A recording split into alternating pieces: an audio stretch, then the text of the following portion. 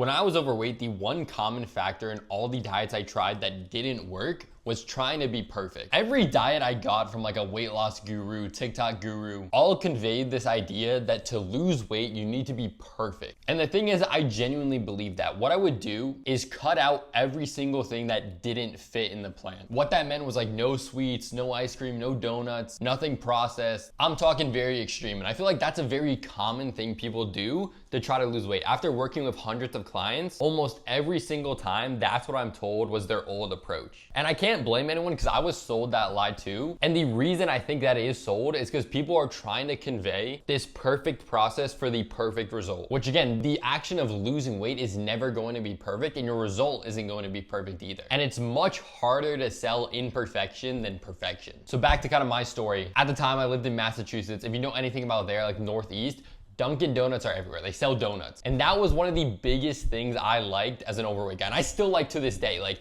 let's be honest, I'm still like a big back. Like, I love food. So what I would do every time to try to lose weight is I would try to cut everything out. And it would work for about 3 or 4 days until you hit what I call the great reset, like whatever you want to call it, that night where you undo all your progress. And I feel like a lot of people try to downplay this in the weight loss space that like you can't undo your progress.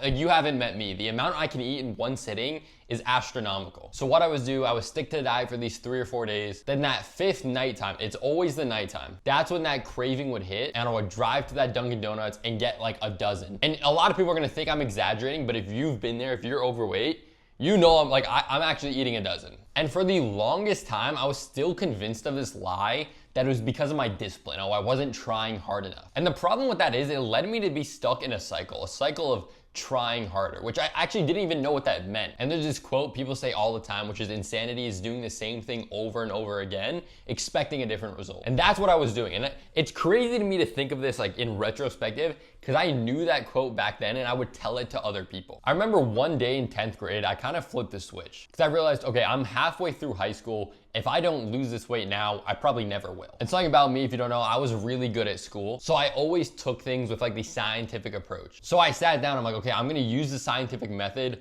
on weight loss and figure out why I can't do it. And that's when I actually discovered the pattern I was stuck in. Because like sometimes you don't realize what's happening. And it's the feeling a lot of my clients describe to me. It's like you go into like a different mode almost where your brain just does stuff without you even knowing. And when you try to brush over the problem, like, oh, I'm just gonna try harder next time, you're never gonna make any progress. So I legitimately sat down, took a piece of paper and took a pen and wrote out the scientific method. And that's when I discovered, okay, like I'm hitting this statistical pattern lasting 3 to 4 days, then hitting a binge. From there, I was able to figure out, okay, there's 2 things causing this. It's a cycle. It's a binge restriction cycle. Like any cycle in science, if you want to stop the cycle, all you got to do is remove one piece of it. Okay, so I want to stop binge eating. Can I remove that? Obviously, the answer is no, because if I could just stop binge eating, I just wouldn't be doing it. It's crazy to me that like skinnier people or fit people will tell me like, just don't eat. I feel like every overweight person knows that. Like to lose weight, we gotta eat less calories. But just because something's a simple concept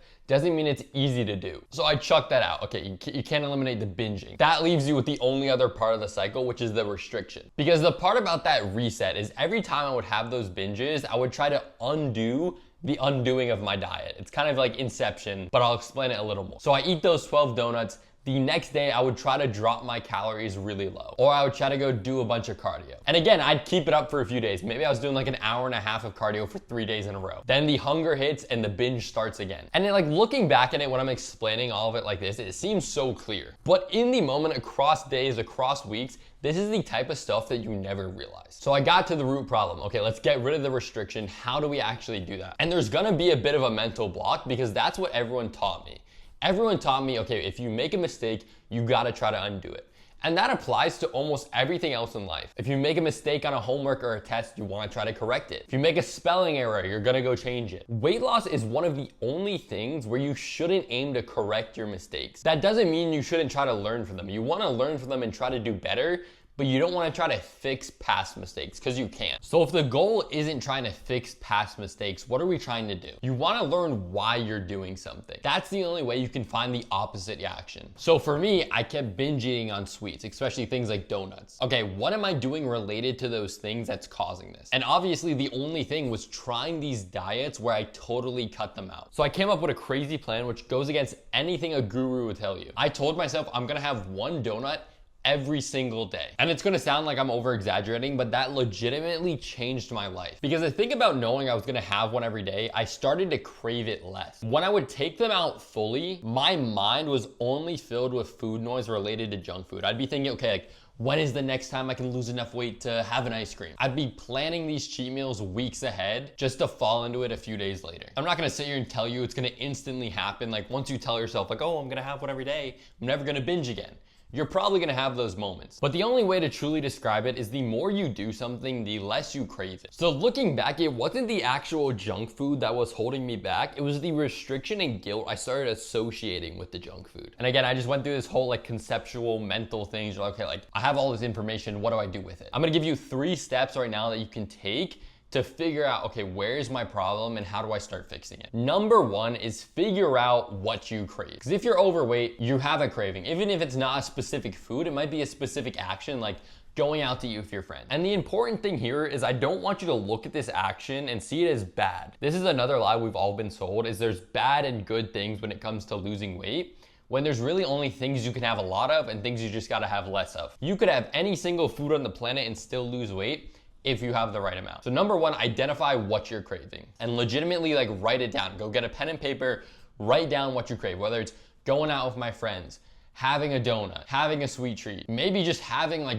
big meals with a lot of volume. Once you figure that out, step 2 comes out to determining the frequency we can have it. So for me, a donut actually isn't that bad. It's like 200-300 calories at most. So in a moderate deficit, you can easily hit your protein goal and have those 200-300 calories on a donut. Again, I'll use the going out with friends example because it's a little bit different. If you know you go out with your friends every single week, plan for that day. Lower your calories a bit in the morning and afternoon leading up to that dinner. The equal reaction to that compared to restricting yourself from junk food is trying to restrict yourself from going with your friends. Number 1, most of the times it doesn't work. They end up convincing you otherwise and you're like, okay, I'm just gonna have a crazy cheat day. So if you already decide you're going and now you just gotta come up with a plan on how to deal with it, that is much easier. So if you know what restaurant you're going to, pick out a meal in your head that you're gonna get. Or even if you can convince them to plan something that doesn't require food. Step 3, and the most important, is iterate. This is one of the most important parts of the scientific method, is you have to learn and change it.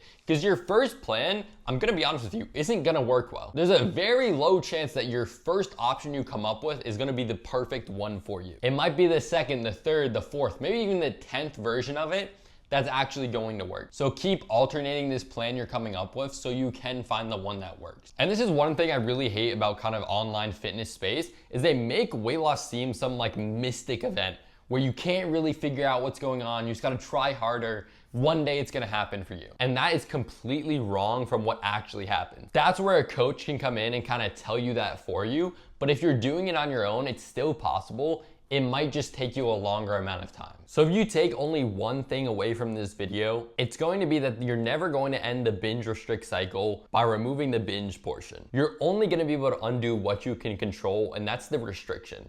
Trying to take away your favorite foods or your favorite things about life that include food is never going to work.